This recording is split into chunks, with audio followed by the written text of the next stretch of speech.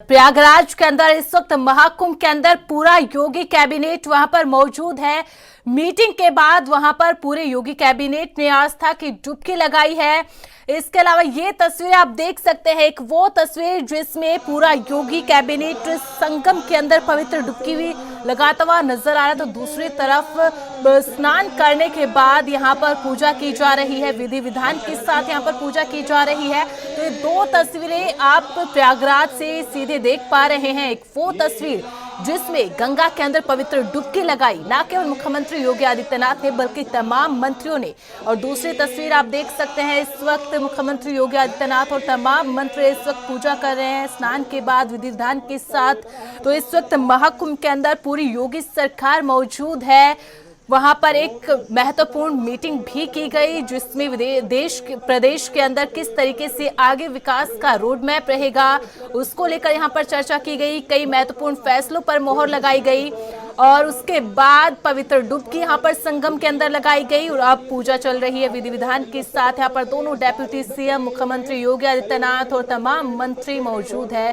पूजा चल रही है और जो तमाम जो रस्में होती है, तमाम जो विधि विधान होते हैं उसके साथ ये पूजा की जा रही है। आप देख सकते हैं किस तरीके से पूरा योगी कैबिनेट, योगी सरकार इस वक्त महाकुंभ के अंदर है और शुरुआत से ही तस्वीरें सामने आ रही है। जब से महाकुंभ शुरू हुआ है, मुख्यमंत्री योगी आदित्यनाथ बार बार महाकुंभ जाते रहे, व्यवस्थाओं का समीक्षा करते रहे हैं, जायजा लेते रहे हैं और आज तो पूरे कैबिनेट के साथ ही मुख्यमंत्री योगी आदित्यनाथ प्रयागराज के अंदर पहुंचे हैं और मंत्रोच्चारण के साथ विधि विधान के साथ पूजा अर्चना यहाँ पर की जा रही है योगी कैबिनेट की ओर से।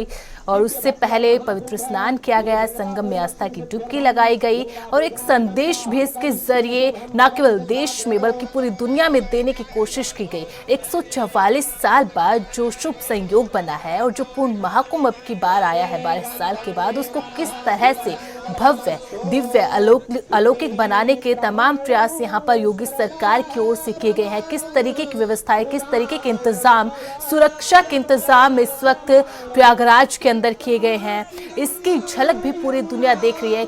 किस तरीके से अब की बार योगी सरकार इस महाकुंभ को भव्य दिव्य बनाने की तमाम कोशिशें यहाँ पर की गई। हमारे साथ राज्यसभा सांसद नवीन जैन भी जुड़ चुके हैं। नवीन जी, देखिए, योगी कैबिनेट, मुख्यमंत्री योगी आदित्यनाथ तो लगातार महाकुंभ के अंदर जाते रहे हैं, जिस तरीके से उन्होंने व्यवस्थाओं का वो लगातार जायजा लेते रहे हैं, लेकिन आज पूरा ही योगी कैबिनेट इस वक्त महाकुंभ के अंदर है। आस्था की डुबकी लगाई, उसके बाद पूजा अर्चना की, लेकिन एक जरूरी चीज, एक इंपॉर्टेंट मीटिंग भी यहाँ पर हुई जिसमें तमाम फैसलों के ऊपर मोहर लगाई गई। जी जी, एक अच्छा निर्णय है योगी जी की सरकार का जी। धर्म के रास्ते पर ये सरकार चल रही है जी। और धर्म जो है सबका विकास, सबका कल्याण की बात करता है जी। तो योगी जी का एक निर्णय मंत्रिपरिषद की बैठक कुंभ और प्रयागराज में करना एक ऐतिहासिक निर्णय है और मैं इसकी सराहना करता हूँ। जी नवीन जी, बिल्कुल, आप तो इसको ऐतिहासिक बता रहे हैं क्योंकि जो फैसले लिए गए हैं वो प्रदेश के विकास के लिए लिए गए हैं, वो प्रयागराज के विकास के लिए लिए गए हैं और जो स्नान किया गया है, जो पूजा अर्चना इस वक्त वहां पर चल रही है, उससे संदेश भी ये देने की कोशिश की जा रही है कि किस तरीके से अब की बार इस पूर्ण महाकुंभ को भव्य दिव्य बनाया जा रहा है। लेकिन विपक्ष शुरुआत से ही, जब से महाकुंभ शुरू हुआ है तब से लगातार यहाँ पर तंज कसते हुए नजर आ रहा है। कभी व्यवस्थाओं को लेकर, कभी ये विपक्ष की ओर से कहा जा रहा है कि जब हमारी सरकार थी तब भी इसी तरीके से तैयारियां की गई थी, कुछ नया नहीं है। और आज जो मीटिंग हुई है उसको लेकर भी अखिलेश यादव ने बयान दिया है। देखिए, इतना भव्य आयोजन जी देश के इतिहास में कभी नहीं हुआ जिसमें 1,25,000 शौचालय बनाए गए हों, लोगों को, करोड़ों लोगों को रहने की व्यवस्थाएं करी गई हों और कोई अव्यवस्था नाम की चीज वहां नहीं दिख रही है। लोग जो वहां से निकल कर आ रहे हैं वो प्रशंसा कर रहे हैं कि सरकार की ओर से इस बार जो कुंभ की व्यवस्थाएं की गई है बहुत ऐतिहासिक और अच्छी व्यवस्थाएं की गई हैं और विपक्ष को इसी बात का पेट में दर्द हो रहा है कि इतना बड़ा आयोजन बिना कोई व्यवधान के कैसे पूरा हो रहा है।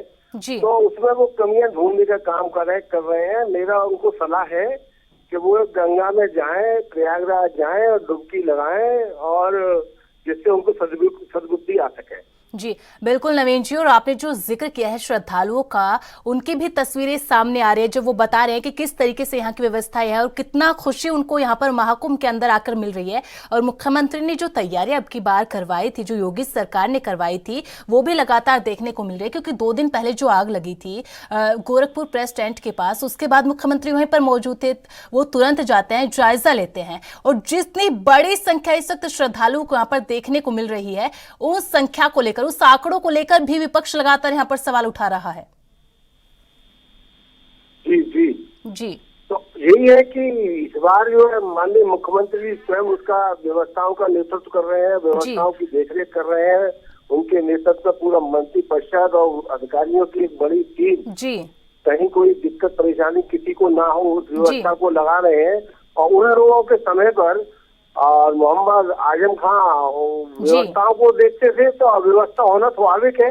जी जिस व्यक्ति को धर्म के बारे में, जो सनातनी धर्म है उसके बारे में कोई जानकारी नहीं है, कुंभ क्या है उसकी जानकारी, उनको व्यवस्थाएं देने का काम अगर करेंगे दूसरे लोग, तो कितनी परेशानी हुई कि लोगों को गंगा स्नान करने गए थे, किसी से छुपा हुआ नहीं है। जी और इस बार तो कहीं कोई एक कमी कोई, ये तो ढूंढने के लिए जा रहे हैं वहाँ पर, जी विपक्ष के लोग ढूंढने के लिए जा रहे हैं कहीं कोई कमी मिल जाए और जिसको वो प्रचार प्रसार उस कमी का कर सके, लेकिन वो भी नहीं मिल पा रही है इनको। जी और बहुत अच्छी व्यवस्थाएं रही है। यही कारण है कि पूरे देश के लोग इस गंगा स्नान को करने के लिए प्रयागराज जा रहे हैं। जी बहुत बहुत शुक्रिया नवीन जी हमारे साथ जुड़ने के लिए।